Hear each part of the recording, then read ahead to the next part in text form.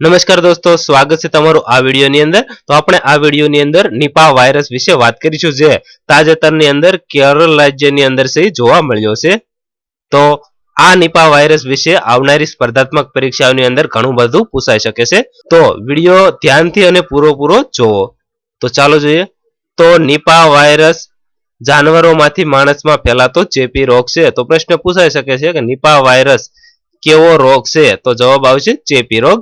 World health organisation એટલે કે WHO ના જણાવ્યા મુજબ નિપા વાયરસ ચામાચીડિયામાંથી ફળોમાં અને ફળોમાંથી માણસોમાં અને જાનવરોમાં ગંભીર રીતે ફેલાય છે। તો પ્રશ્ન પૂછાઈ શકે છે કે નિપા વાયરસ શેના દ્વારા ફેલાય છે? તો જવાબ આવશે ચામાચીડિયા દ્વારા ફેલાય છે। ત્યાર પછી સૌપ્રથમ નિપા વાયરસ 1998 માં મલેશિયાના કાપુંગ સુંગુઈ નિપાહમાં જોવા મળ્યો હતો, આથી તેનું નામ નિપાહ રાખવામાં આવ્યું છે। તો પ્રશ્ન પૂછાઈ શકે છે કે સૌપ્રથમ નિપાહ વાયરસ ક્યાં જોવા મળ્યો હતો? તો જવાબ આવશે 1998 માં મલેશિયાના કાપુંગ સુંગુઈ નિપાહમાં જોવા મળ્યો હતો।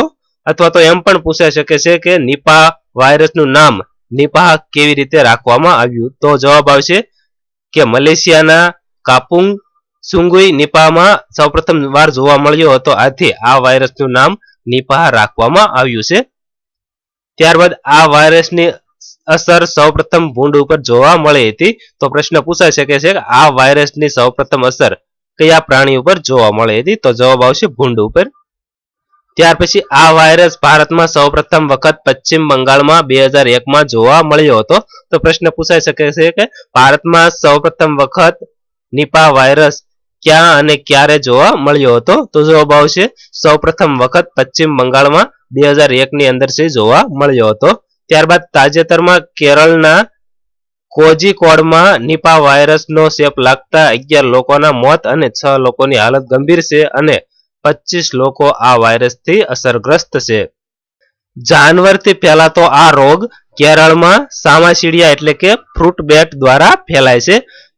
કાઠિયાવાડી ભાષાની અંદર કહીએ તો આ રોગ છે વડવાંગડ દ્વારા ફેલાય છે। વડવાંગડિયું તો લગભગ કાઠિયાવાડી લોકોએ જોયે છે, જે ઝાડ ઉપર ઊંધા માથે લટકતી હોય છે। ત્યારબાદ ફ્રૂટ બેટ કહેવાતા આ ચામાચીડિયા ફળો અથવા ફળના રસનું સેવન કરે છે। ફ્રૂટ બેટની લંબાઈ 5 ફૂટ પણ હોઈ શકે છે। આ ફ્રૂટ બેટને મોટી આંખો અને દિવ્ય દ્રષ્ટિ હોય છે, આથી તે રાત્રિ દરમિયાન સારી રીતે જોઈ શકે છે।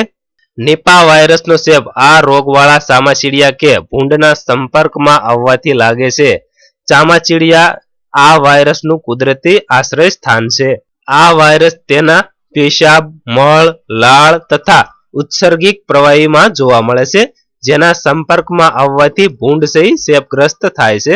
ચેપગ્રસ્ત ચામાચીડિયાના મળ, પેશાબ જે ઝાડ પર હોય તેવા ઝાડ પર ખુલ્લામાં હાથ વડે કામ કરનાર વ્યક્તિને પણ ચેપ લાગી શકે છે, તથા તેવા ઝાડના ફળો ન ખાવા।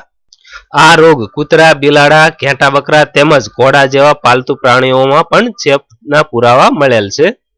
હવે આપણે નિપાહ વાયરસના લક્ષણો જોઈએ તો શ્વાસ લેવામાં તકલીફ પડવી, તીવ્ર તાવ આવવો, બળતરા થવી, માથાનો દુખાવો, ચક્કર આવવા અને બેભાન થવું, આ બધા નિપા વાયરસના લક્ષણો છે।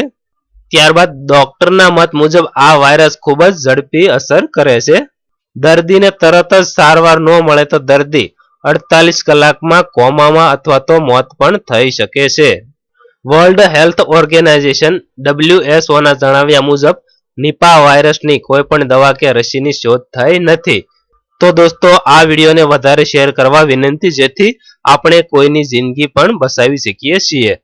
તો દોસ્તો આપણે આ વિડીયોની અંદર નિપા વાયરસ વિશે સંપૂર્ણ માહિતી મેળવી। જો તમને વિડીયો પસંદ હોય તો એક લાઈક જરૂર કરજો, તથા આવા જ નવા વિડીયો જોવા માટે પ્લીઝ અમારી ચેનલ પણ સબસ્ક્રાઇબ કરી લેજો।